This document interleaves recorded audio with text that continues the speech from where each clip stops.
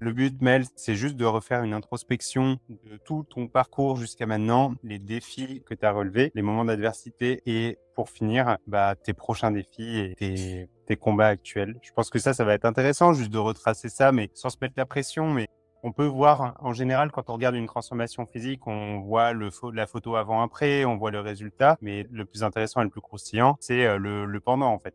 En sachant que moi, ce que je trouve vraiment pertinent dans ce qui s'est passé avec toi, c'est que tu as stagné pendant près d'un an.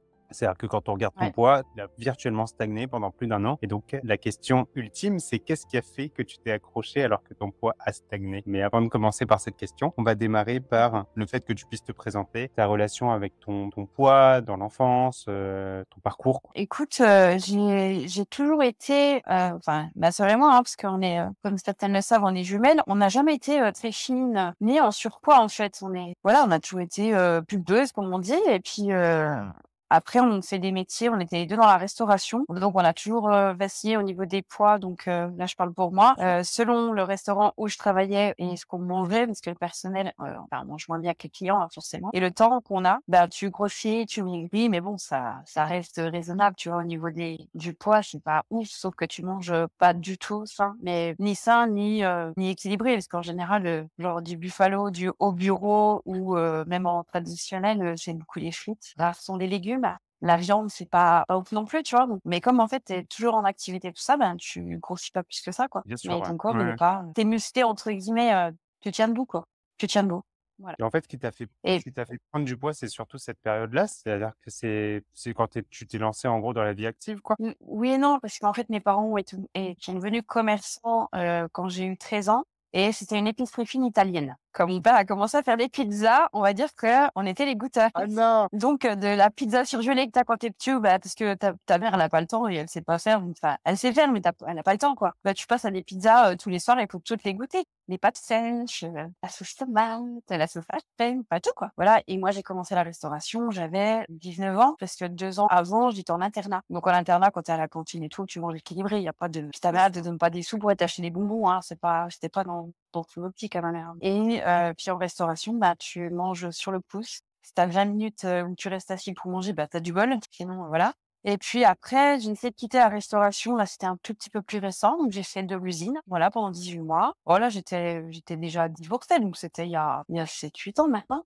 Ouais, Donc, du coup, 5, ça veut dire que 7-8 pendant ans. la restauration, t'as pris du poids? Combien de Ouais, mais c'était pas énorme. Mon poids, entre guillemets, c'est tout le temps, 60, 61. Donc si tu veux, j'étais pas fine, mais je faisais un 40, ça allait, quoi. J'ai toujours fait un 38-40, voilà, j'ai jamais fait un 36 en tout cas. Jamais j'ai fait un 36, jamais de la vie. Du coup, après quand j'ai arrêté la restauration, donc je travaillais du matin et mon compagnon de l'époque, continuait la restauration si tu veux, mais on mangeait en décalé, mais genre à 11 heures du soir, on mangeait ou des fois à 9 heures et moi je me levais à 3h30 du matin quand même. Tu sais, lui, il aimait bien la malbouffe et tout, puis moi ça me dérangeait pas, hein, on va pas dire le contraire. Donc c'était souvent des croque-monsieur avec, des hamburgers, enfin tout ce qui nous passait par la tête. Puis, quand on faisait les courses, c'était pas équilibré, quoi, il y avait pas de légumes à la maison. Il y avait pour les enfants, toujours. Par contre, quand j'ai eu mes enfants, j'ai toujours fait en sorte qu'eux mangent équilibré, tout le temps. Au moins le légume, le laitage, enfin toujours. Mais pour moi non, hein. Les enfants mangeaient d'abord, ils faisaient les devoirs et tout ça machin, ils allaient se coucher parce qu'il y avait l'école le lendemain et moi j'attendais que lui il rentre du travail et on mangeait les 2 et on mangeait pas comme des enfants. Tu étais là pour leur montrer l'exemple, en fait. Ouais, voilà, je voulais qu'eux, ils aient une bonne base, qu'ils soient en bonne santé et tout, et puis nous, on buvait pas de l'eau, hein. On buvait du coca, on buvait pas du coca zéro, hein. On buvait Ah du non? coca, de temps en temps ah ouais,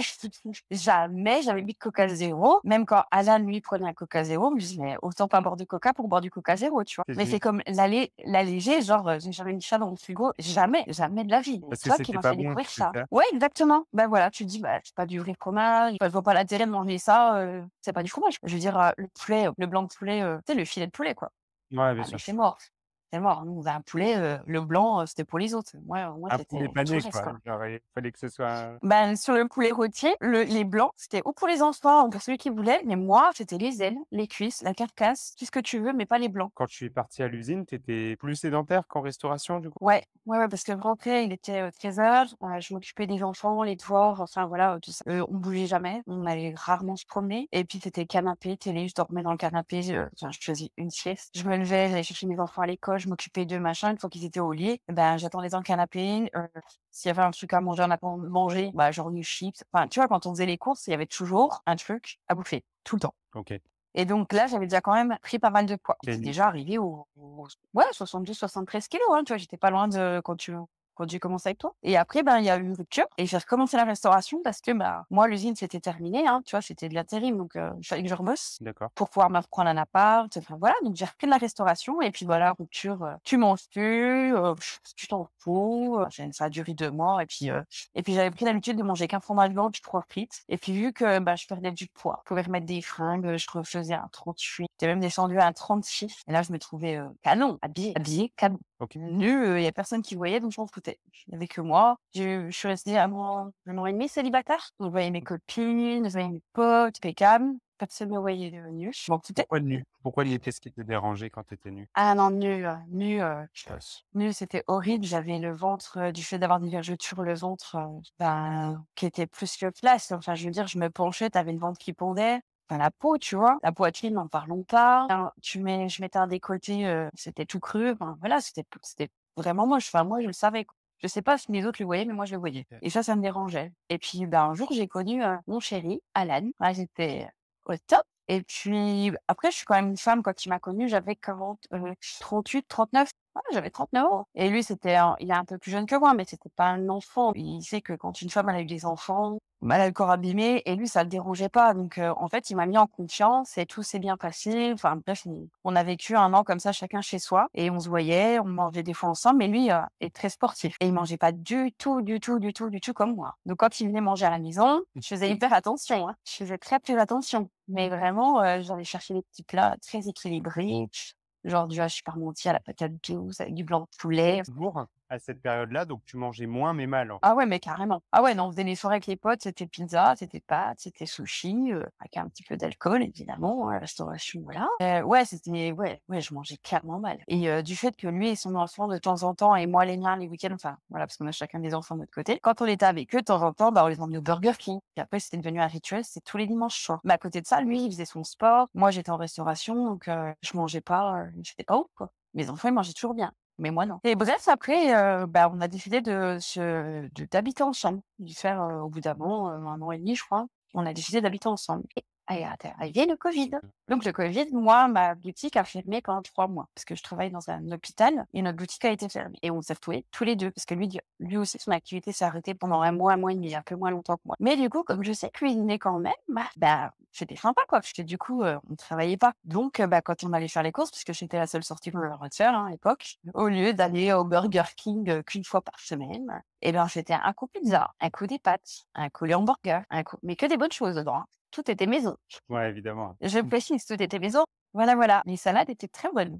On mangeait des bonnes salades. Mais voilà quoi, tu pas d'activité, tu peux pas sortir et puis lui, il pouvait aller faire un peu son sport parce que lui, faisait déjà de la musculation. Donc en fait, j'avais un garage que je louais depuis des années, il a fait, sa salle de sport dedans. Et ah oui, et précisons que je m'étais inscrite en salle de sport quand je faisais un 36 et qu'au début, j'y allais parce que forcément, je pouvais aller à la salle de sport, je faisais un 36. Tu vois le Avant, truc? tu voulais pas y aller, c'est-à-dire que tu voulais pas y aller à la salle de sport avant de faire ce 36, c'est pourquoi tu t'es inscrit quand tu faisais du 36? Bah, en fait, quand je me suis inscrite, c'est parce que j'étais avec Alan, qui est sportif. Je voulais pas aller dans la même salle que lui parce Ah. pour moi, une salle de sport, bah, tu vois, les filles en legging et en short et en brassière, bah voilà, j'avais des a priori, hein, Mais comme du quoi. coup, tu avais peur qu'ils te voient et qu'ils te comparent en temps réel, avec d'autres personnes? Non, en fait, la salle où il allait, j'aimais pas du tout leur mentalité. Et du coup, je suis allée dans une autre salle qui, en plus, était à côté de mon boulot. Et c'était plus pratique pour y aller aussi, tu vois. J'allais au sport, puis après, j'allais au boulot. Mais après, bon, le sport que je faisais, quoi. Bah, un peu d'elliptique, un peu pas de tapis, hein. Tapis, j'aimais pas.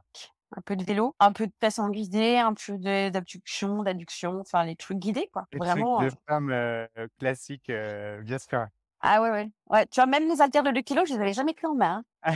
C'était trop intense. Ouais, donc pendant le confinement, donc il allait au garage et il a essayé de me faire venir. Ben, mauvaise idée, quoi, parce que moi, je suis têtue et si j'arrive pas à faire un truc du premier coup, faut pas m'engueuler, moi. Enfin, il m'engueulait pas, en fait. Il te Il avait corrigeait, pas quoi, vraiment il essayait de te dire, il me corrigeait, mais voilà, il avait pas le ton, que, tu peux avoir, par exemple, tu vois? Moi, faut caresser dans le sens du poil, tu vois? Bah, c'était pas la méthode qui marchait sur moi. Donc en fait, je m'énervais, puis je restais coincée au garage parce que lui, il avait pas fini, tu vois? Puis j'attendais, j'étais sur mon portable, puis j'attendais. Puis il voulait essayer, il me dit: «Bah, viens et tout, on réessaye». Je dis: «Non, c'est fini, c'est mort» et au bout de, je crois, 2 mois, bah, j'ai dit: «Vas-y, je viens plus, quoi». De toute façon, je faisais rien donc mmh, ah si, ah oui, si, il avait le programme, de comment ça s'appelle? On me l'avait fait Sonia, je sais plus quoi là. Ah, Sonia te lève le TBC ou un truc comme ça ou C'est ça. J'aurais jamais payé pour ça, mais on me l'avait filé, donc j'ai essayé. Mais j'étais vraiment pas si la première semaine, c'était super. 2e semaine, ça commençait à être moins bien. pourquoi? Puis, bah, après j'ai arrêté. Bah, C'est parce sûr qu'en que fait, je voyais pas de résultat. mais ça faisait qu'une semaine. Oui, mais je voyais pas de résultat. Non, il y avait des exos, franchement, bah, j'y arrivais pas, quoi. Comme j'étais pas bien dans ma peau et que dès que je soulevais une fesse, c'était trop dur, c'était trop lourd, j'aimais pas. C'était bon, Avec le donc ça a été confinement, ah ouais, le confinement, au bout de 2 mois, 2-3 mois, je faisais déjà, 70 kilogrammes, tu vois? ça t'inquiétait? Enfin, tu étais comment? Ouais, j'aimais pas, mais je me disais: «C'est bon, tu as 3-4 kilogrammes en plus et tout», mais bon, tu rentres encore dans tes fringues. Ouais, enfin, en fait, tu te mens à toi-même parce que tu rentres dans ta fringue et tu as le ventre qui ressort. Mais si tu mets un dessus-là, ben, ça se voit pas. Ah, en fait, tu étais, la reine du bidouillage. Ah ouais, ouais, moi je MacGyver. OK. MacGyver et puis en fait, ben, après on a commencé à rebosser et tout et il y a un truc, vraiment qui m'a ça me fait rire. Mais même sur le coup, ça m'a pas franchement vexée, mais en fait, j'ai même accepté mon surpoids, genre dans la normalité. En fait, j'étais sur un escabeau, je rangeais des bouquins et il y a un médecin que m'avait pas vu depuis longtemps, en fait et il vient vers moi et il me dit: «Bah, c'est pourquoi, vous êtes enceinte? Je savais pas que vous étiez enceinte». Je l'ai regardé, je lui ai dit: «Mais en fait, je suis pas enceinte, je suis grosse et j'ai mangé, c'est tout» et Ah en ouais, tu fait, faisais bah, ça lui comme m'a ça? ah oui, oui, oui. Ah oui, bah, naturellement. Je lui dis: Non, je suis grosse, j'ai trop mangé, c'est tout». Puis en fait, bah, comme il a rien répondu, bah, pauvre, j'ai tellement été cash et naturelle, mais pas méchante, tu vois? Je me suis dit: «Bah, non, j'ai juste grossi, j'ai mangé, puis voilà». Bah, en fait, il est parti, j'ai plus entendu parler de lui, je crois. Et puis si tu veux, moi, mes collègues, elles sont pas, pareil, c'est des nanas, voilà, qui font pas du 36 non plus. C'est la normalité, tu vois? La patronne est en Normal. surpoids. Ouais, tu as il y en avait qu'une de collègue qui était comme ça, elle était comme ça, elle mangeait tout ce qu'elle voulait, elle bon voilà quoi, c'est comme ça. Bah, ça j'ai continué comme ça, puis en plus je vends des trucs de ouf, hein, je vends rien d'équilibré moi, hein. Je vends Tu des vends quoi? Tu gâteaux, vends des sandwichs, des mascottes. Alors les mascottes, c'est carré, mais c'est ah des oui, boules de Berlin, fourrées de chocolat comme ou des gens. fourrées à la pomme. Je vends des muffins, laisse tomber, des donuts, des parts de flan, des moelleux, enfin voilà, puis en plus faut vendre, tu vois? Mais tu vois, ce que je trouve Et choquant, c'est ça qui a un espèce d'effet de contradiction. Tu es dans un établissement de santé et en fait, tu vends tout sauf la santé et après, on te fait un super spot publicitaire à la con pour te dire: c'est «Mangez, ça. bougez, vivez sainement, moins gras, moins C'est sucré». exactement ça. Bah, pour ceux qui connaissent, les relayages dans les hôpitaux, bah, voilà, hein, c'est puis en plus, nous, c'est une petite boutique, c'est pas hyper gros, mais c'est les mêmes choses que dans les gares, dans les aéroports. Je veux dire, là, ils essayent de se mettre un peu au Au vert, vert. mais c'est pas ouf, quoi. Ils ont mis des Voilà, c'est pommes potes. pas on a des pommes pâtes, C'est bien. on peut conseiller le Pastel pour les diabétiques, c'est ce qu'il y aura de moins sucré, mais quand on me dit qu'est-ce qu'il y a de moins calorique, eh ben, mange pas là.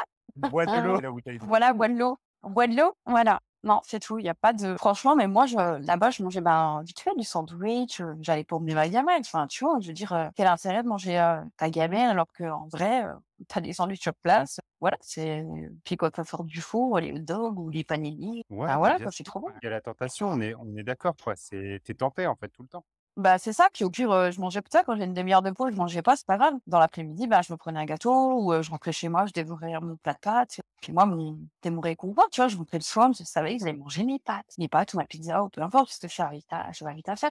Mais du coup, par rapport à Alan, comment ça il y avait pas un espèce d'effet contradictoire? C'est-à-dire, tu vois, le fait que toi, bah, là, tu commences à prendre du poids, que ça devienne un peu ta norme et lui qui continue de faire du sport. Ah bah non, lui, il m'a toujours aimé, hein. Puis je pense que je crois une fois, il a essayé de me dire que j'avais pris du poids Et c'est et pas il l'a passé? jamais ouais, pas du tout, non, pas du tout. C'est pas passé du tout. Voilà, donc non, je crois qu'il a jamais osé après redire et puis après, je pense que l'amour, peut rendre aveugle aussi, voilà. J'avais certainement d'autres qualités que ça, quoi, donc mon 46, ça passait quand?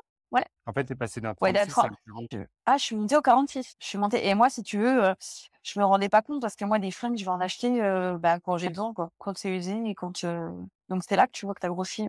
Tu prends conscience, en fait. C'est que quand tu rentres plus dans le 42 et qu'il te faut un 44 et qu'après il te faut carrément un 46 pour être vraiment, genre, à l'aise et pouvoir bosser, correctement. Quand tu te baisses, on voit pas ton truc et tu as pas besoin de remonter ton pantalon. Qu'est-ce qui t'a donné envie de te transformer? Et ben, en fait, lui a pris un coach 1 mois avant parce que c'est quelqu'un qui fait déjà de la muscu depuis 10 ans. Avant, il faisait de l'athlétisme et en fait, lui, il a pris un coach parce que, son but, en fait, je pense, dans quelque temps, faire une compétition parce que c'est un compétiteur. Donc il a pris un coach parce qu'en fait, il voyait aussi qu'il avançait plus, au niveau physique et la D'accord. nutrition, bah, c'était du grand n'importe quoi. Enfin même avant moi de me connaisse, il mangeait, du riz, du blanc de poulet, pas de problème, mais pas forcément comme il fallait non plus. Genre, c'est 60 grammes de whey par jour. Ah oui, ouais. C'était le shaker, bah, parce que la whey, c'est de la protéine, c'est le produit magique la whey, hein. Attention, hein, pour tout Mmh. le monde, on croit et à côté de ça, ça mange, Donc c'était blanc de poulet, jambon de poulet là, du riz, basmati parce que c'est le meilleur. Et donc quand il a pris son coach et tout, moi ce qui me faisait peur, c'était surtout le budget en fait. Le budget bouffe parce que quand tu regardes des menus nutritionnistes, salmi pamplemousse le mat avec, des biscottes de machin, du beurre de ci, du beurre de ça, je me dis: «Attends, avec le menu de la journée, ça coûte 15 € quoi». À un moment donné, il faut arrêter. Ouais, bien Et sûr. puis, c'est pas des trucs que tu peux tenir à vie, en fait. Si c'est pour juste, tenir 3 mois, c'est bon, quoi. C'est pas la peine. C'est apprendre à manger. J'avais besoin d'apprendre à manger, puis même pour mes enfants. Et quand j'ai vu que lui, son coach, au final, bon, lui, il a une diète, stricte. Non, mais après, ça lui permet de pas calculer. Oui, oui, il est Après, intelligent, lui. lui, ça ne dérange pas de manger toujours la même chose et puis de pas, je sais pas, il doit se régaler quand même. Moi, je pourrais pas. Tu vois, le fait que là, tu le vois avec son coach, c'est qu'est-ce qui t'a donné envie, toi, de sans me prendre, mais tu vois, qui te dit, ben, je me complais. C'est-à-dire même si j'accepte pas mon corps, bah, je vis avec et c'est OK, mais pourquoi tu as eu envie de changer au final? Alors que Non, mais là, en fait, là, ça commence à être vraiment tendu parce que je ne passais devant aucun miroir. Le matin, j'avais un d'ailleurs, j'ai toujours le même dans ma salle de bain, mais bon, c'est pas grave, je l'ai trop. J'ai un petit miroir grand comme ça. pour le visage. Les autres, c'est des miroirs sur voilà. Les autres, c'est des miroirs sur colonne. Donc la colonne, c'est un meuble, tu le retournes, il y a un miroir. Quand c'est pour moi, jamais il était tourné sur le miroir. Même, quand je m'habillais, vu que je m'habillais tout le temps de la même façon et puis, ben, souvent du noir, ça, j'ai toujours aimé le noir. Donc, je vais pas critiquer, j'ai Batman. toujours aimé le noir. Mais c'est vrai que le noir, tu te dis: «Bah, c'est bon. De toute façon, on voit pas la différence. C'est en noir, c'est bon», tu vois? Sauf que vraiment, je ne regardais que mon visage pour me maquiller. Mais quand tu arrives à te maquiller, puis qu'en fait, tu commences à avoir le triple menton et que Mmh. même ça, tu peux même plus te regarder dans le miroir, là, je me suis dit: «Putain». Et du fait que lui ait pris un coach, je me suis dit: «Ben, au pire, renseigne-toi, tu risques rien de flou». Et du coup, bah, comme j'ai dit, hein, j'ai fait Google, coach, femme, 40 ans. C'est ça. Je suis tombée sur toi. Bah, j'en ai vu plusieurs, j'ai vu plusieurs lignes et tout, puis je cliquais et tout, puis mais toi, tu avais une bonne tête. Ah merde! Donc, j'ai dit: «Ah». J'ai vois lui, il a une bonne tête. Donc je suis allée cliquer, puis j'ai regardé tous les témoignages, j'ai tout lu et tout. Et j'ai réfléchi 15 jours. Puis tous les jours, j'allais sur ton site et je lisais, et je lisais, et je lisais tout. Et je crois que même que j'avais été voir, tu avais déjà mis 2-3 petites vidéos comme ça sur YouTube, il me semble. Oui, tu avais déjà mis, des interviews et tout, et je suis allée voir quand même et tout. Et puis au bout de 15 jours, j'ai dit: «Bah vas-y, tu verras bien. Tu risquerais rien, au pire». Du coup, je crois que ouais, je t'ai écrit le mail et tout, et j'écrivais le mail et tout, j'étais avec mon c'était sur mon portable. Bon, maintenant, celles qui me connaissent, elles savent que j'écris des romans, hein, donc voilà. Et puis, je crois que tu m'as envoyé, je crois, le truc, peut-être pas le jour même, hein, ça faisait 2 jours après et tout. Et après, je crois que on prenait rendez-vous pour un appel. Quelques jours après, j'avais pas de liste d'attente, sur cette période. Ouais, ouais. Et du coup, ouais, et tu étais même en retard pour l'appel. Tu vois, je me suis dit: «Ouais, c'est bon, je Le mec m'a oublié. Et tu m'as envoyé un message, et oui, parce que jusqu'au bout, je me disais: «Ah, c'est une arnaque. Tant qu'il me demande pas ma carte bleue, ça va encore. Il peut encore appeler». Et là, j'ai vu que tu étais réel parce que tu m'as envoyé un message en disant: «T'inquiète pas, j'aurai un petit peu de retard, je suis en cours, je suis à la caisse, est-ce que ça te dérange?» Je dis: «Non, non, c'est bon, t'inquiète, vas-y, prends ton temps». Et puis on a eu cet appel qui a duré plus d'une heure, je crois, hein, qui a duré plus d'une heure. C'était Et tu me cas, poses le cas ramassé quoi, de toutes pièces. ça, et puis tu me posais des questions, je m'étais jamais posé ces questions-là, tu vois? Bah, les questions que je pense que tu poses un peu à tout le monde, tu vois? Oui, tu m'as Mais ça demandé mes objectifs, je crois. ça tu me l'avais pas dit la date. Tu m'avais pas dit à moi que combien de temps tu prévoyais de travailler avec moi. Ouais, non, je crois pas. Dans ma tête, c'était 3 mois parce que je me suis dit: «3 mois, ça va aller financièrement, c'est bon, ça va le faire». 10 kilos. Mais je crois qu'en 3 mois, je les ai perdus, hein, 10 kilos en vrai, hein. Il Ça me a semble, hein? demandé, on va dire les 6 premiers mois, c'est le moment où tu as vraiment perdu, en fait. C'est sur tes quatre Ouais, six premiers mois où tu as eu le plus, ça a chuté et après ça a commencé à ça a stagner. stagné, ouais. OK. Mais rien que le premier mois, c'était impressionnant. Mais qu'est-ce qui change à ce moment-là, tu vois? Quand tu te lances, genre, tu pas peur du coup? Pourquoi tu t'es lancé? Alors que tu pensais que c'était une arnaque au début? Non, je te dis, avec l'appel et tout, j'étais bien ressentie. J'ai dit: «Bah, vas-y, on verra bien». J'ai fait mes petits calculs. Du coup, j'ai essayé et puis voilà. Et justement, c'est tes débuts dans l'aventure quand tu commences à suivre la formation, parce que tu as suivi le processus, ce par quoi tout le monde passe. Ça te fait quoi de passer par cette étape d'apprentissage? Alors qu'en temps normal, quand tu prends un coach, c'est, bah, tu t'attends à avoir ta diète, tu t'attends à avoir ton petit programme de sport à suivre. Genre, ça te saoule pas de te dire: «Qu'est-ce qu'il fout l'autre à me faire suivre une formation?» Bah, au début, je me suis dit: «Non, vraiment». Non, je me suis dit: «Bah, il faut passer par là». Par contre, je l'ai fait vite. J'ai pas traîné. Ah non, j'ai pas traîné. Non, parce que moi, une fois que je suis engagée, il faut y aller, quoi. Donc c'est maintenant, c'est tout ou rien. Il y a pas de moitié, moi. Il y a pas je mets pas 3 semaines à personne. Donc j'ai fait la formation, j'ai petit pas, j'ai coché tout et tout et tout et tout. Et après, j'ai reçu mon programme. Et du coup, J'ai reçu vite, hein. quand tu reçois ton programme d'entraînement, genre, le fait de retourner alors que tu galères dans ton garage, Mais je comment crois tu qu'entre temps, les salles avaient rouvert. Et Alan avait changé de salle et s'était réinscrit dans la même que moi. Donc, on y allait les 2 ensemble. Puis il essayait vite fait de me faire des exos. Enfin, tu vois, genre, bah, il faisait ses trainings à lui. Et puis moi, il me disait, bah, fais ci, fais ça. Et puis, bah, je faisais combien de séries? Et puis, enfin, tu vois, voilà. Mais quand toi, tu m'as envoyé mon programme, du coup, c'était super cool. Parce que lui, il faisait son truc et moi, je faisais mon truc, tu vois. C'était vraiment bien. Et c'était la vraie muscu. Parce que je sais pas si je t'avais dit, mais mon père a fait de la musculation, moi, quand j'étais petite. La force Mmh. athlétique. Et c'est même lui qui a créé le premier club de musculation à Vesoul. Après, ça s'est vraiment démocratisé, mais il y avait pas de salle de sport. Je te parle de ça, 40 ans. Bien sûr. Donc, moi, j'ai toujours, quand mon père, il faisait c'était bien avant qu'il ait le magasin, parce qu'après, quand il a eu le magasin, c'était plus possible, mais mon père était ouvrier et donc il faisait de la musculation et ils organisaient des compétitions et tout de force athlétique. Ouais, petite, moi, j'allais les voir et tout, j'aimais trop. J'aimais trop les voir soulever des trucs et tout, se mettre des bandages autour des genoux, combinaisons, elles sont petites comme ça, faut qu'ils rentrent dedans entièrement. Ouais, J'ai c'est l'impression. clair. Mais moi, j'aimais bien parce que puis j'étais fière de mon père.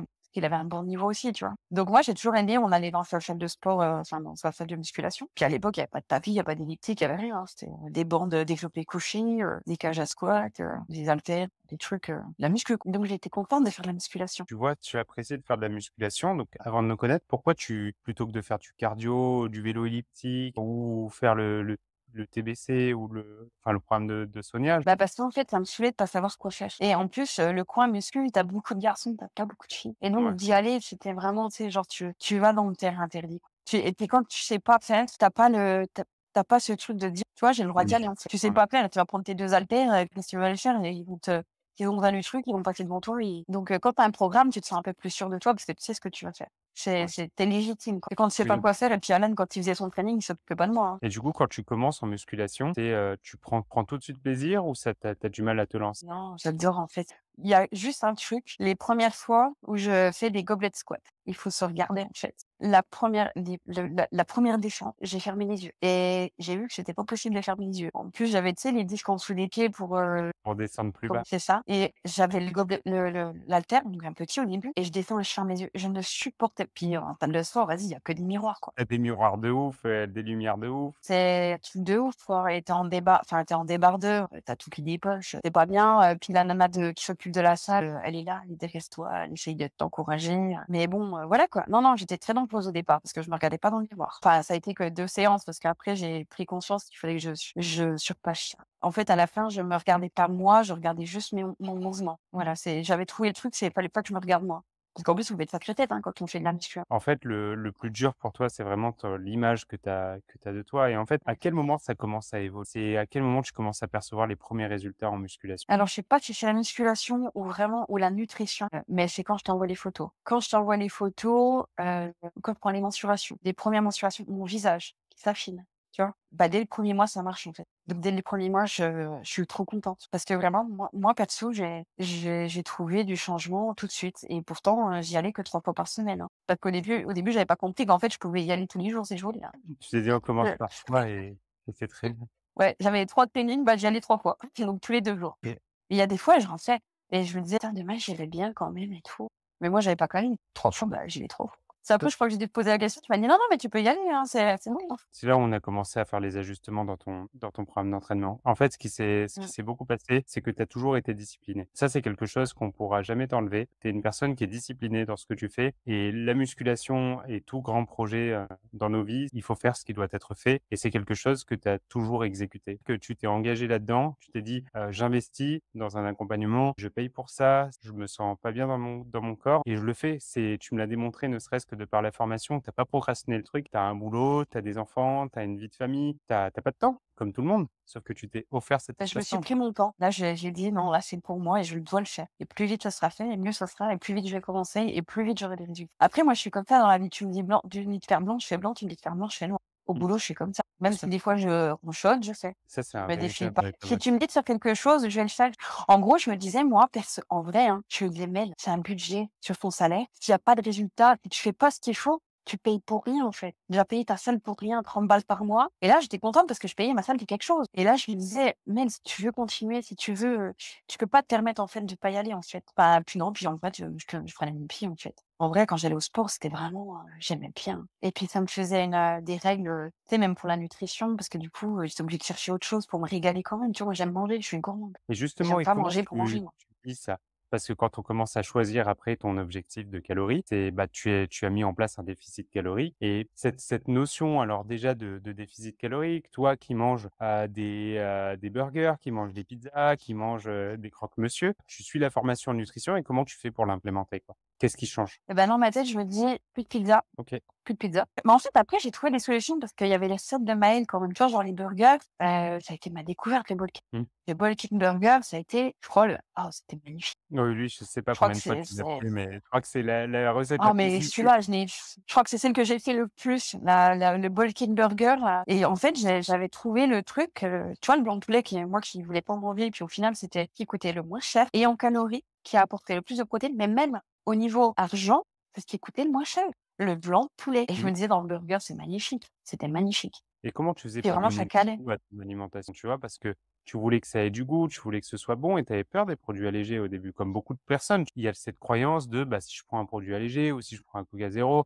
non, mais c'est nul, c'est pas bon et Ouais, mais comme tu disais dans la formation, ben, moi, en fait, c'était ma parole de Dieu, tu vois? C'était vraiment la sauce burger. Ça a été un de mes premiers produits que j'ai acheté. C'est ouais, pas léger, hein, mais voilà, sauce burger, c'est bon. J'avais pas besoin de chercher quoi que ce soit. Sauce burger, le skier, puis après, j'ai fait mon skier moi-même. Au boulot, en fait, j'emmenais mon skier, je faisais une petite salade, j'étais calée. tu t'es rendu compte, du total de calories que tu consommais? À l'huile d'olive, je me rendais pas compte, hein. Puis, enfin, je veux dire, je suis italienne, hein, donc l'huile d'olive, hein. Et le fait de limiter ça, tu vois? Parce que moi, j'ai déjà eu des cas de personnes qui me disaient: «Non, mais c'est sain, c'est bon pour la santé, il faut que j'en consomme». Parce que quand tu as ton médecin qui te matraque, qu'il faut rajouter, des cuillères à soupe d'huile d'olive dans ton assiette parce qu'on a l'impression, en fait, quand tu écoutes, les gens ou les organismes de santé de manière générale, que la santé, c'est un Mmh. aliment, plutôt que de se dire que la santé, c'est un continuum, hein. Mais c'est vrai que l'huile d'olive, on m'a toujours dit que c'était meilleur que le beurre pour la santé. Mmh. Puis au final, c'est kiff-kiff, hein. En vrai, c'est la quantité, hein. C'est la quantité, tout pareil. Mais en fait, je me suis aperçue que les plats que je cuisinais à l'huile, quand je les faisais à la roue magie, en fait, le goût, il changeait pas tant que ça.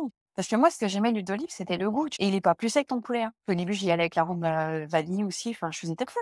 C'était magique. Puis après, bah, t'es plus à l'aise, donc t'essayes d'autres trucs, tu vois. Le fait de suivre tes calories, de peser tes aliments, genre, c'est comment tu l'as vécu? Bah, après Alan, il calculait déjà, enfin il comptait, il pesait aussi. Mais ça, le premier week-end parce qu'évidemment, c'était le week-end de Pâques, je crois et on allait chez ma tante et j'avais ramené ce qu'il fallait à manger, pour pas, me taper des courses là-bas et tout. Sauf que j'ai pensé à tout le monde sauf à moi. Donc je suis arrivée et le midi, je calculais les lipides, je crois que je m'étais fait un plat de pâtes et quand j'avais pesé les matales parce que, bah, il y avait pas grand-chose, donc il y avait les matales, donc ça c'était pour les protéines, les pâtes et l'huile d'olive et j'avais pesé l'huile d'olive et tout comme ça machin. Ça m'avait fait un truc comme ça, donc rien, tu vois? Et l'après-midi, on avait été, se promener à Bourg-en-Bresse et les gosses, bah, une gaufre, tout ça, voilà, voilà. Et moi, j'étais avec un Coca zéro et je crois que j'ai tiré la gueule toute l'après-midi parce que j'avais faim. Enfin, je crois que c'est là que je me suis dit: «Mais là, t'as fait n'importe quoi. Tu pas anticipé et les pâtes, c'est pas ce qu'il te faut, en fait. Si tu as faim, c'est pas des pâtes qu'il te faut. Si tu veux manger, tes 2 repas au minimum par jour, c'est pas des pâtes». Et le soir, on avait été racheter, je crois des émincés de soja, enfin, tu vois? Du coup, j'avais été avec MyFitnessPal, je scannais le bordel et tout. Et ouais, après, j'ai pris conscience qu'en fait, il fallait vraiment que je regarde d'autres produits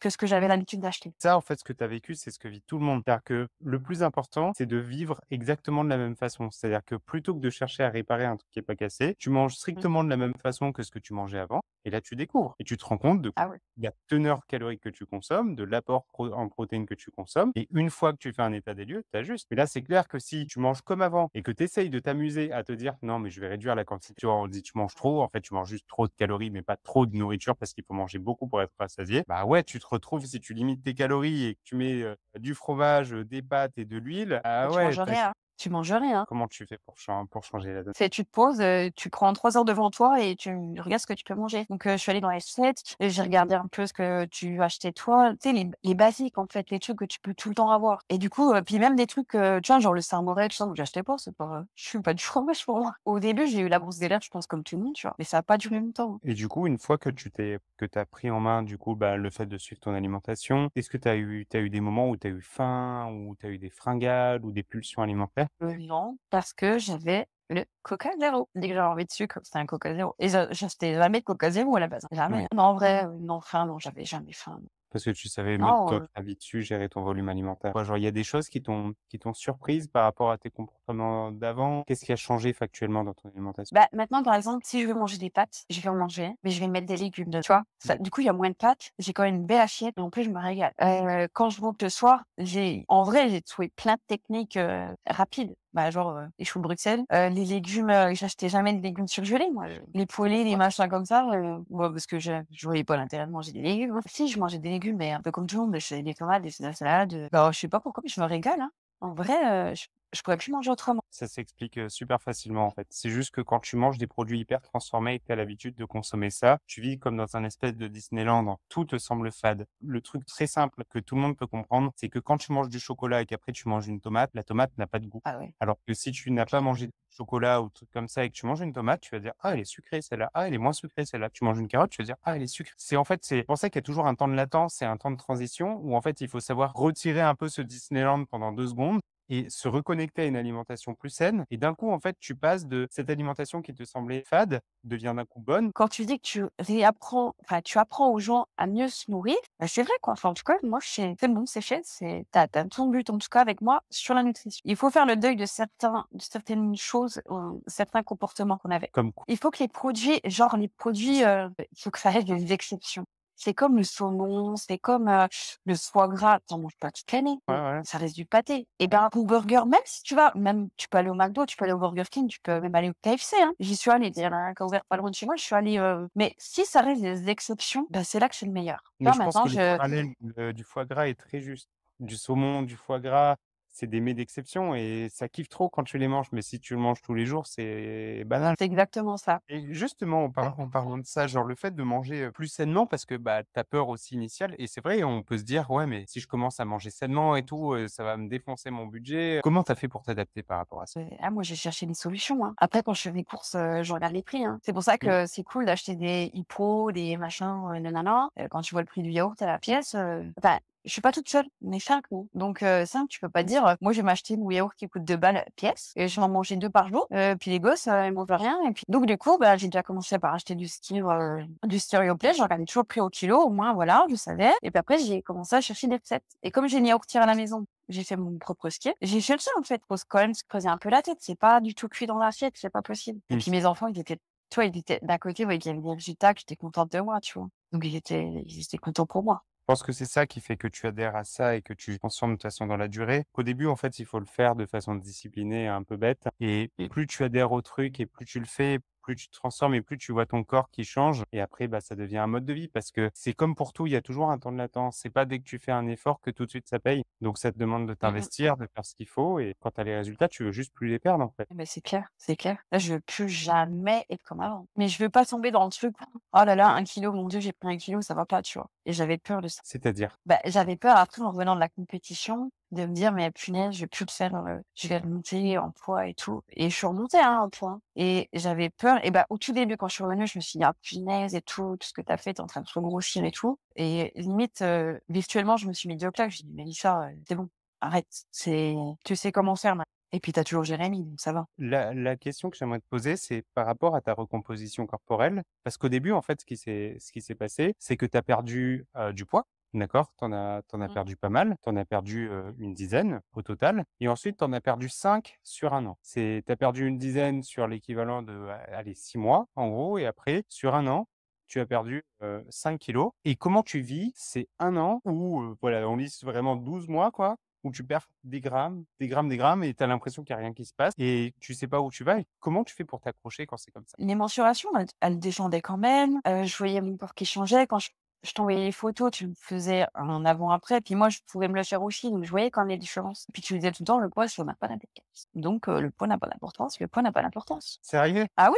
oui, bah, moi je disais: «Mais tant que Jérémy me dit que ça va, bah, ça va». Après moi, je t'ai donné ma confiance dès le début et puis voilà, ça a marché. Je me suis pas posé de questions, en fait. Moi, tu me dis: «Ça va, ça va». Il y a que, vers la fin, tu vois, genre pour la compète. Là, par contre, laisse tomber. Le moindre gramme que je reprenais et qui partait pas, non, là, par contre, non, là, c'était chaud, dans ma tête. Et c'est ça, en fait, moi, qui m'a permis de me dire que c'était un vrai défi à relever. C'est-à-dire que dès les premiers mois, hein, c'est-à-dire que tu étais encore en surpoids, ton physique, on savait pas encore, où est-ce qu'on allait. Toi, tu prenais confiance dans ce processus, mais tu étais pas au bout de cette démarche et le fait que tu m'aies dit, du coup, que la vidéo avec, Maëlle, Isa et Gina, c'est quelque chose qui t'avait C'est ça. inspiré. Je crois que c'était au bout de 4 mois, quelque choses 4, allez 4-5 mois. Le fait que tu m'aies dit ça et quand je vois que tu es discipliné, c'est-à-dire que tu fais juste ce qu'il faut, tu te poses pas de questions, je me suis dit: «Mais c'est un vrai soldat». C'est tu l'âme d'un compétiteur, quoi. C'est-à-dire qu'un compétiteur dans tous les cas, il doit être bête et discipliné. Pas bête, stupide et ne pas réfléchir, mais Ah bah, voilà, c'est tout moi. et justement et quand on en parle, tu vois? L'idée de faire une compète alors que tu te sens mal dans ta peau, on parle quand même de monter sur scène, d'afficher ton corps, alors que tu te regardes même pas dans la glace et que quand tu fais un goblet squat à la salle, genre ça te semble, insurmontable. Comment tu dis: «Je vais me mettre, en sous-vêtements sur une scène»? Ouais, je crois que la première fois déjà je t'ai dit non et je crois que j'ai dit oui 15 jours après parce que tu m'as reposé la question. Mais entre-temps, j'avais parlé avec Alan et tout et puis lui m'avait dit mais en fait, c'est rigolo parce que je crois que c'est Alan qui me dit: «Bah, écoute, au pire fais-le, hein, Mais j'avais pas pris conscience en fait que j'allais montrer mes petites fesses à tout le monde.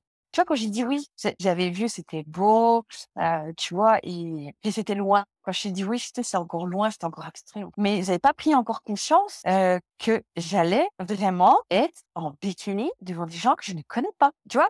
J'ai vraiment d'ailleurs les premiers cours de posing, je suis pas en bikini, je suis en legging, je suis en brassière, enfin tout ce que tu veux, tu vois? Et c'est quand j'ai commencé à me mettre en sous-vêtements pour me poser, j'ai commencé par le short. Après quand même, j'ai regardé plein de vidéos, tu vois? Je me suis renseignée, mais c'était toujours abstrait en fait. Non, en fait, j'étais vraiment, tu sais, genre comme les princesses, j'étais comme une robe de princesse. De toute façon, ça allait être beau. Enfin, je sais pas comment t'expliquer, c'est ce jour-là, je savais que j'allais être belle, tu vois? C'est ouais, non, vraiment, c'est-à-dire que tu arrivais à faire la projection mentale, même si tu étais pas enfin, tu étais loin du physique compté et que c'était dans, plus d'un an, tu Ouais. visualisais le truc. Ouais, je me suis dit: «Bah, de toute façon, s'il m'a proposé, c'est que c'est bon, ça va être faisable». Il me l'a proposé, voilà. Bon, après, je te dis pas les dernières semaines, non, j'étais en train de me dire: «Ça va jamais le faire», mais c'était les dernières semaines, vraiment, c'était tendu pour moi, tu vois? Mais non, je me suis dit: «Bah, ouais, s'il me propose, c'est que j'en suis capable, alors j'y vais» et je me Et suis dit: je «Mais ça veut dire si je fais une compète comme ça veut dire que je vais pouvoir me mettre en maillot de bain à la piscine devant des gens, quoi». C'est-à-dire que si j'ai un physique de compétition, ça veut dire que, genre 2 mois avant l'été, je pourrais aller à la piscine et me mettre en 2 pièces devant des gens. ça faisait combien de temps que tu C'est l'avais pas te mettre en 2 pièces devant pas ça devait être la dernière fois en 2000 attends, 2014-2015. C'est quand j'avais divorcé. la prochaine fois que tu vas faire une compète, tu fais une rupture et c'est génial. Ah bah là, oh la main, pas besoin de cardio. C'est là où il y a une énorme différence parce que là, cette fois-ci, quand tu perds du poids, d'accord? Mmh. Est-ce que tu arrives à percevoir où la différence entre les pertes de poids que tu avais pu faire par le passé et le 36 que tu faisais et aujourd'hui le corps que tu as? Ah mais carrément, ça a plus rien à voir. Ça a plus rien à voir. C'est le bras, il est pas pendant, le ventre, même s'il est un petit peu abîmé parce que, bah, les vergetures, c'est comme ça, puis c'est tout, mais ça a plus rien à voir. Ça a plus rien à voir. Ma jambe, elle est pas flasque. Ma fesse, elle est pas flasque. C'est tout con, mais il y a des habits que je peux pas mettre parce que c'est du muscle, c'est plus du gras qui s'écrase, tu vois? Non, mais c'est un problème. C'est vrai que quand on n'est plus dans les standards, ça devient un peu compliqué de s'habiller parce que si tu as un fessier qui est très développé, soit ça baille C'est au ça. niveau de la taille, soit ça fait bizarre au niveau des cuisses, ouais, c'est un peu un problème. C'est ça, mais après on trouve toujours des vêtements, qui nous vont bien grâce, les coachs en images. Non et puis même franchement en vrai, je suis en chez moi, je suis en sous-vêtements, j'ai pas de soucis, Non, hein. maintenant tu t'apprécies, tu aimes te regarder. Je me suis jamais autant regardée, quoi et puis là, je découvre à chaque fois un petit truc sympa à regarder, un petit muscle qui arrive, mes bras, mes épaules, enfin j'apprécie tout, tu vois? Par rapport à la compétition, qu'est-ce qui a changé par rapport à ton état d'esprit? Le fait de te lancer en tant que compétitrice, qu'est-ce qui change? Avant ou ap Bah, maintenant un peu, tu vois? Genre, le fait de te lancer, d'être dans une démarche, de te dire: «OK, je vais monter sur scène», le fait de le faire, qu'est-ce qui change? et ben, en fait, je me suis juste prouvé que j'étais capable de faire des trucs de ouf. Enfin, c'est pas un truc, que tu fais tous les jours, tu vois?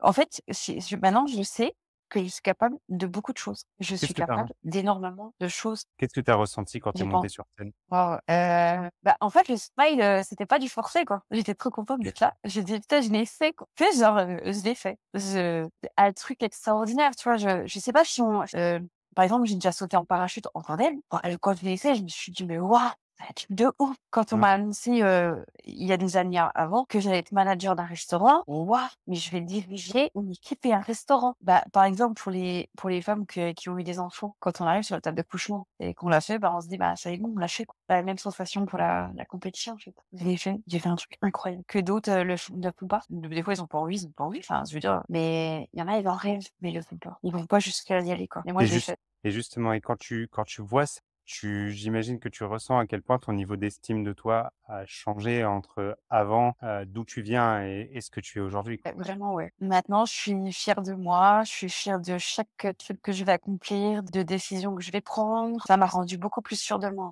Je me fais confiance. Maintenant, je me fais confiance et je me dis: «Peu importe ce qui va arriver, je trouverai toujours une solution». Déjà, avant, j'étais comme ça, mais là, je me dis: «Je suis capable de résoudre toute seule les choses ou de trouver une solution». Et ça change aussi dans ton quotidien? C'est-à-dire dans ton rapport aux autres, dans les décisions que tu prends, dans les Ouais, du coup, ceux qui n'étaient pas forcément les plus encourageants, on va dire ça comme ça, bah, là, ils sont fiers bizarrement et ouais, en fait, comment dire? J'ai plus besoin de l'aval des gens, en fait, de mes proches. J'ai plus besoin de leur aval. Les gens à côté, déjà que c'est pas mon problème, j'avais déjà travaillé là-dessus, mais maintenant, j'ai plus besoin de l'aval de mes proches. S'ils sont pas d'accord, c'est pas grave, c'est pas leur vie, c'est la mienne et c'est ma réussite, c'est pas la leur. Et est-ce que justement, lors de la préparation de la compète, parce que là, on n'est plus du tout dans le même objectif, là, on est sur un show, donc les prises de décision ne sont littéralement pas les mêmes que quand on veut juste se remettre en forme ou faire une transformation physique classique. Tu as rencontré des difficultés par rapport à ça, des moments où tu avais envie d'abandonner? Pas envie d'abandonner, mais plus, je me transforme plus, c'était même pas le poids, hein, tu vois? Le poids, je m'en foutais, hein. Mais, genre, il y a des fois, je faisais du posing, je m'entraînais et j'y arrivais pas. Ça m'embêtait.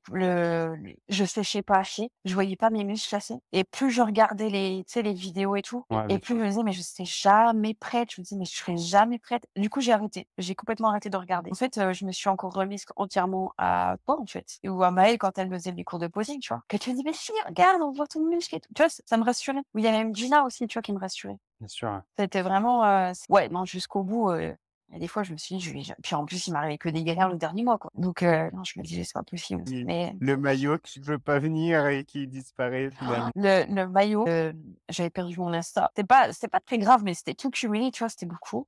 Qu'est-ce Ouais. que j'avais eu? Que des petites merdes. Oh, Bon, le maillot, c'était le le pire, hein. fait que ça Le boulot, s'impatiente l'autre qui hier. démissionne, laisse tomber, voilà, ouais, c'était une cata, hein, c'était une cata. Ouais, ça, c'était vraiment, en fait, tout cumulé sur un mois et puis je perdais plus de poids et puis je me voyais toute, avec pleine de rétention d'eau et tout. La salle, j'aimais plus y aller, c'était plus devenu agréable, je prenais plus de plaisir à y aller. Puis j'évoluais, enfin, tu vois, normalement, j'évolue toujours un petit peu au lieu de poids ou la rep ou tu vois? Sauf des fois, bah, tu te rates un peu, mais c'est pas grave, tu vois? Mais là, je stagnais à mort et tout. Ouais, Photos, il y a que si tu me demandais que je les faisais. Je publiais plus rien sur Instagram. Ouais, le dernier mois, c'était le vraiment dernier mois, c'est vraiment le plus dur dans tous les cas parce que tu as peur de pas faire l'affaire. On diminue la teneur en calories parce que, bah, là, il y a plus le choix, il faut monter sur scène et il faut que tu sois prête, coûte que coûte et quoi qu'il arrive parce qu'il y a une mmh mh. échéance.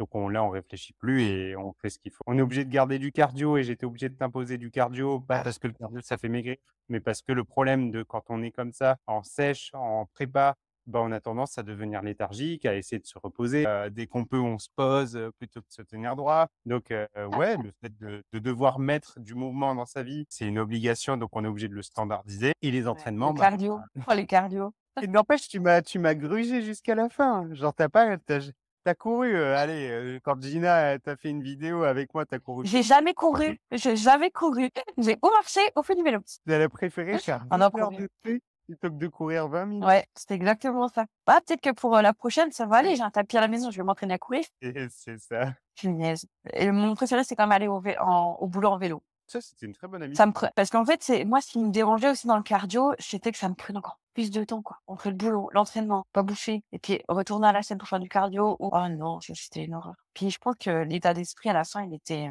j'avais plus envie. Enfin, c'est pas que j'avais pas envie. J'y allais à reculons, quoi, vraiment. Là, vraiment, c'était le dernier mois, Et quand tu cumules toutes ces difficultés, tu vois, toutes ces contraintes, tous ces trucs qui se dressent en travers de ton chemin, c'est pas genre, t'as pas envie de partir en mode foutu pour foutu, genre là, t'as un pneu crevé, t'as envie de crever tous les pneus en disant: «Vas-y, de toute façon, j'y arriverai jamais, je suis nul, et je me gave», genre tu pas envie de give up? non, bah, non, parce que, je me suis pas cassé la nénette comme ça pendant je ne sais combien de mois. J'ai pas dépensé tout cet argent. Je vous ai pas fait dépenser du temps pour rien. En fait, après, ce qui m'a vraiment tenue, je me suis dit: «Non mais Mel, tu vas rencontrer Jérémy, Maël». Bah, genre, tu sais, mes idoles. Non, mais genre, on avait investi trop de temps, tu vois? Du Ouais, temps. C'est même pas l'argent, du temps, du temps, du c'est temps. du respect, en fait. Je pouvais pas vous faire ça, tu vois? Je Mmh. pouvais pas, en fait. Bah, d'ailleurs, la preuve, c'est que quand je suis descendue de scène, je me suis un peu loupée sur le posing, tu vu? C'est pas à moi que j'ai pensé, hein, non et puis, tu sais, tu as la tribu et tout, ils sont tous derrière toi. Tu peux pas te claquer la honte et pas y aller, en fait. Pas possible. t'as C'est ça commencé à qui est dire à tout le monde, t'allais faire une oh non, tu peux pas, hein, moi je suis trop orgueilleuse là-dessus. J'ai une fierté, hein. Je pouvais pas. Puis même à la salle, il y en a 2-3 qui savaient que j'allais faire une compète et tout. Ah non, tu peux pas dire: «Bah non, j'ai annulé». Ah sinon, je me pète une patte et j'aime pas avoir mal, donc je suis allée faire la compète, tu vois? Puis des fois, je me disais: «Mais mec, tu es dans cet état-là, mais ça va aller, ça va le faire». Je pense que c'est cet engagement. Après, c'est dans tous les cas, quand on fait ce genre de choses et je pense que c'est important de se faire accompagner, quoi. Je pense que ça doit être super dur de se préparer soi-même ou de décider de faire Ouais, grave. ça. On peut vite, en fait, prendre des décisions un peu à la noix en se disant: «Bah non, là, ça paye pas, faut que je change un truc» et changer des paramètres inutiles, en fait. Bah, c'est en vrai, tu celles qui le font toutes seules et ben, chapeau parce que C'est franchement, ouf. sans Ouais. connaissance moi là, demain, je vais pas toute seule, hein, c'est pas possible et pourtant j'en ai déjà fait une, mais je serais incapable de le faire. C'est non, c'est mort et puis non, puis d'être accompagnée en vrai, c'est un support. Tu je moi, je me suis déchargée sur vous, quoi. Tu vois? J'avais juste à faire ce que j'avais à faire. J'avais pas à faire plus, j'avais pas besoin de réfléchir. J'étais vraiment bah, je te l'ai dit à chaque fois, hein, je me mets en mode chaque fois que tu me baissais mes calories, OK, allez. Avec les dernières calories, je t'ai dit: «Non, je peux vraiment pas faire plus de cardio, j'ai pas le temps. Baisse-moi mes calories, c'est pas grave, je vais tenir». Ouais. Ça, je me rappelle que je t'ai dit: «Non, non, mais t'inquiète, je vais tenir». Bien sûr. En tout cas, tu as toujours réussi à adapter ton environnement et le rendre Mmh. propice à ta réussite et de simplifier les choses. Tu vois, maintenant, par rapport à ton post-compétition, OK, une fois que tu montes sur scène, que c'est fait, t'as pas envie de repartir dans tes travers d'avant, à te dire: «Allez, go». Parce que souvent, ça, c'est l'énorme problème du milieu du fitness et de la compétition, c'est que oui, on est obligé de prendre des décisions qui sont strictes au niveau de l'alimentation et à un moment donné, ce qui se passe, c'est que, ben, il y a le: «Vas-y, je me gave, je me jette sur la nourriture, parce que j'ai sacrifié quelque part», tu vois? Genre tous ces sacrifices, tout ce que j'ai mis en place. Comment tu fais pour gérer ton post-compète? Alors, bah, faut savoir qu'en plus, moi, Alan, vu qu'il avait subi une petite intervention, il a arrêté un peu sa diète strict, donc c'est un peu la fête du type, tu vois? Sauf que lui, tellement stressé, tu vois, genre, il veut se lâcher, quoi. Ah, Sauf que lui, il grossit pas comme moi, lui, il reste sec, hein, il y a pas de problème. Donc là, il a dû arrêter le sport et puis, bah, la diète, voilà, mais il a 25 ans de sport derrière lui, non, moi, chez Mort, c'est je te dis, je me suis pas caché la nénette pour tout recommencer. Bien sûr que j'ai envie de plein de trucs. En plus, tu as les gens qui disent: «Ah, bah, en fait, tu vas le manger normalement». ouais. Ben, en fait, je toujours mangé normalement. On est là, c'est peut-être contexte de compétition, c'est autre chose que ta vie de tous les jours. Là, tu as le moment compétition où c'est ouais, c'est carré, c'est restreint sur plein de choses. Mais là, je suis pas restreinte. Enfin, là, j'ai goûté, j'ai été manger au KFC, bah, j'ai fait attention tout c'était pas prévu, j'ai fait attention tout le reste de la semaine. De toute façon, dans tous les cas, la plus belle chose que je t'ai appris, c'est à vivre avec moins de calories que ce dont ton corps a besoin. Ça, c'est une C'est force ça, et aujourd'hui, tu c'est vis ça. avec plus de par rapport à ce que tu avais, tu as plus de 600 calories en plus, quoi. Genre, Ah mais attends, à la fin, j'étais à 795, là, je suis à 1642 quoi.